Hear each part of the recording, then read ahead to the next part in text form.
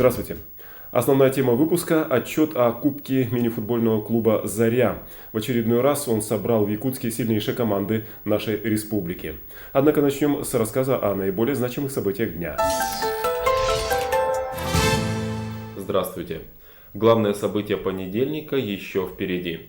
Сегодня в Москве состоится пресс-конференция президента компании «Алроса» Александра Ничипорука. Несколько дней назад он направил членам наблюдательного совета компании прошение об отставке.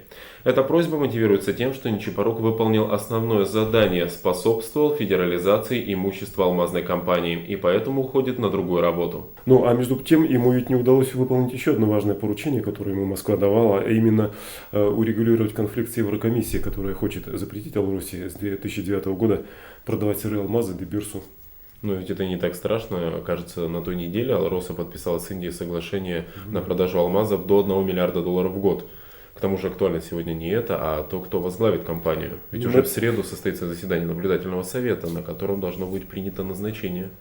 Ну, между прочим, это не так просто, вот как мне кажется, потому что дело в том, что ведь планировалось, что Ничипорук на самом деле покинет свой пост где-то весной только, в апреле, в мае месяце. И тем не менее, вот такое ускорение процесса вдруг произошло. Есть какие-нибудь версии происходящего? Ну, она единственная и, вероятно, самая достоверная. 2 недели назад примерно в российских газетах появилось сообщение о том, что будет произведена, ну, я бы так выразился, косвенная национализация Норильского горно-металлургического комбината. И вот тогда же в этих же публикациях указывалось, что покупателем выступит никто иной, как компания «Алроса». И как это расценивать? Это хорошо или плохо? Ну, вот так однозначно нельзя сказать. Ну, для компании это вроде бы как и хорошо. Вот в целом, в общем-то, такое неприятное довольно впечатление создается. Дело в том, что впечатление, это ведь подозрение у меня такое создается, что начинается на самом деле передел собственности. Вот в данном случае то, что касается Алроса. То есть у нынешних собственников Норникель отбирают с тем, чтобы, наверное, затем продать уже или приватизировать, но уже с тем, чтобы другие собственники пришли. Ну, населению это, в общем-то, наверное, все равно, кто владеет компанией. Ну, населению, ну, вроде бы, да, действительно, как бы все равно, но дело в том, что передел собственности даже в условиях политической стабильности вещь такая очень непредсказуемая. И в конечном итоге можно так вот предположить, скажем, в будущем, что сильно укрупленная за счет Норникеля Алроса, на самом деле потом просто, так сказать, республика ее потеряет. То есть, как это? Ну, как вот сменит, например, юридический адрес, так сказать, политически будет целесообразно, чтобы она, например, была зарегистрирована в Москве, там, или, я не знаю, в Норильске, например. И, соответственно, налоги она уже будет там платить, а не в республике. И в самом деле перспектива нерадостная. И еще одно сообщение о правах собственности. Как стало известно, Высший арбитражный суд России отказался утвердить мировое соглашение между Росимуществом и Якутией по делу о собственности компании «Якутуголь». Суд посчитал его недоработанным. Ну, надо, наверное, напомнить, что проектом этого мирового соглашения предусматривалось, что Росимущество соглашается с тем, чтобы Якутия оставила в своем распоряжении 75% акций Якутугля. Но это ведь при условии, что деньги, полученные от продажи своего пакета акций, республика инвестирует в строительство железной дороги Беркакит-Томот-Якутск. И в заключение сообщение о явно позитивном событии. В субботу в Национальном художественном музее прошел аукцион. В ходе торгов удалось реализовать 5 картин якутских мастеров за 40 200 рублей. Этот аукцион, в отличие от тех, что время от времени проходят в Якутске, был чисто коммерческим. 80% от сумм продаж получат сами авторы.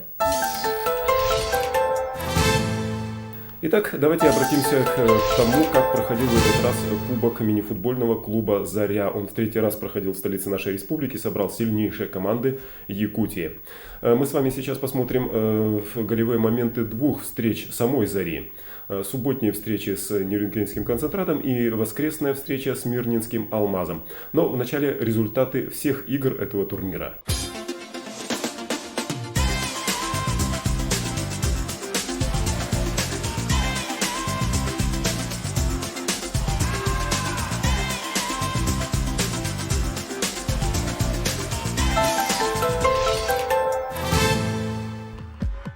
Встречи «Зари» с концентратом нерюнгринские футболисты в синих футболках всегда бывают напряженными.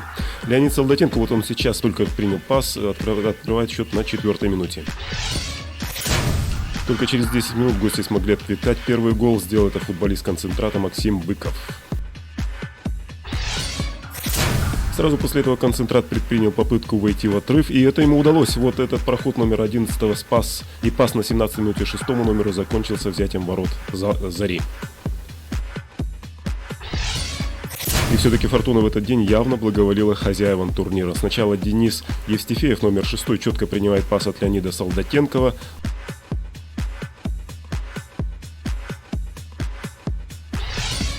Затем уже в концовке первого тайма Леонид Солдатенков направляет в ворота «Концентрата» третий гол.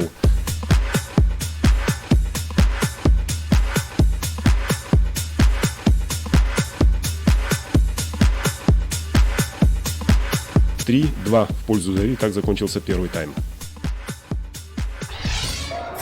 После перерыва угольщики сразу же пошли в атаку. Их натиск уже на 35-й секунде второго тайма приносит успех. Гол записывает на свой счет номер 8. Это Максим Горячев.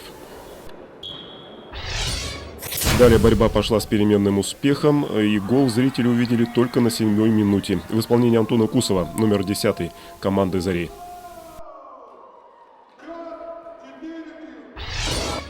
Не прошло и 3 минут, как Антон Кусов снова отличился, попав на этот раз в пустые ворота. Вратарь «Концентрата» во втором тайме, надо сказать, частенько выходил в поле из своих ворот. И, наконец, на 17-й минуте в исполнении Алексея Гусарова из «Концентрата» гол оказался последним в этом матче Кубка. 5-4, «Заря» побеждает. Ну а могло быть, надо сказать, и 6-4. Это концовка первого тайма. Сначала Леонид Солдатенков угодил в штангу, а затем номер 5, это Василий Седунов, сам оказался в сетке ворот, вместо того, чтобы отправить туда мяч.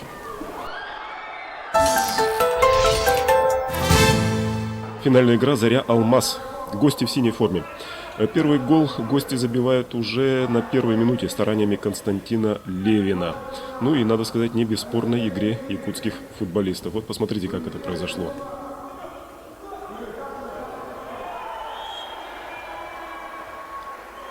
Вот он, Константин Левин, самый рослый в этой группе гостей.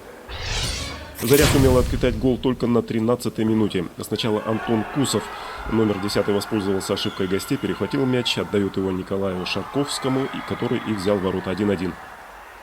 Николай Шарковский справа. А вот уже второй тайм, 3-я минута. Так вот, надо сказать, незамысловато «Алмаз» снова выходит вперед 2-1. Увы, но после этого гола гости уверенно наращивали свое преимущество.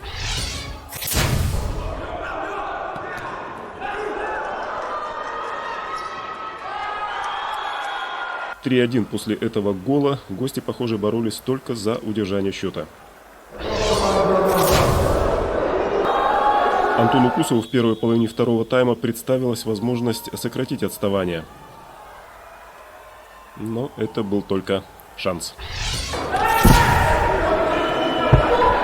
Между тем у «Алмаза» мяч по-прежнему, казалось, даже сам собой шел в ворота, вот как в этом эпизоде. 4-1. А сейчас мы смотрим буквально последнюю минуту встречи. Именно в этот момент «Фортуна» в последний раз улыбнулась футболистам «Зари». Леонид Солдатенков, вот типичный для себя позиции, дождался пас у штанги ворот. Вот смотрите, как это происходит. Вот он слева и забивает гол. Итог встречи «Алмаз-Заря» 4-2 в пользу гостей. Ну что же, вот эта победа позволила «Алмазу» завоевать и почетный трофей Кубок «Зари». Надо сказать, уже во второй раз. Однажды, 2 года назад, мирницы уже увозили почетный трофей к себе домой. Ну а второй кубок «Заря» оставила себе. И о лучших игроках этого турнира. Капитаны 3 команд «Алмаза», «Зари», самой «Зари» и «Ирбиса». Владимир Проминский, Леонид Солдатенков и Максим Шимбаев были признаны лучшими бомбардирами турнира. На счету каждого из этих футболистов по 4 гола. Ну, а тем временем уже сегодня «Заря» вылетела в Иркутск для того, чтобы принять участие в играх очередного тура чемпионата страны по мини-футболу. Надо сказать, что «Заря» сейчас занимает 6-ю строчку в турнирной таблице, что, в общем-то, согласуется с планами и ожиданиями президента клуба Александра Гомерштадта. Я думаю, что в этом году наша команда именно прибавит в мастерстве в отношении. Но я думаю, что это будет один из самых сильных составов «Зари» за 10 лет. Даже так? Даже так.